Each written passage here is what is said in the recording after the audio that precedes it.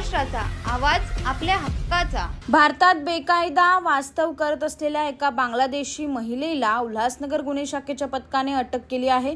महिलेकडे कोणतेही अधिकृत कागदपत्रे आढळून न आल्याने अटक केली। कोळसेवाडी पोलीस ठाण्याच्या हद्दीत एक बांगलादेशी महिला राहत असल्याची गुप्त माहिती उल्हासनगर गुन्हे शाखेच्या पथकाला मिळाली होती। पोलिसांनी घटनास्थळी जाऊन महिलेकडील कागदपत्रांची तपासणी केली असता यात कोणतेही अधिकृत कागदपत्रे आढळून न आल्याने कारवाई केली।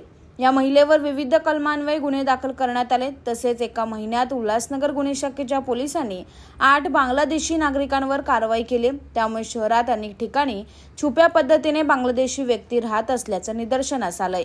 तुमच्या परिसरातील काही घडामोडी किंवा समस्या असतील तर आमच्या वृत्तवाहिनीला संपर्क करा आणि तसेच सतत अपडेट राहण्यासाठी आमच्या वृत्तवाहिनीला सबस्क्राइब करा आणि बेल आयकॉन दाबायला विसरू नका।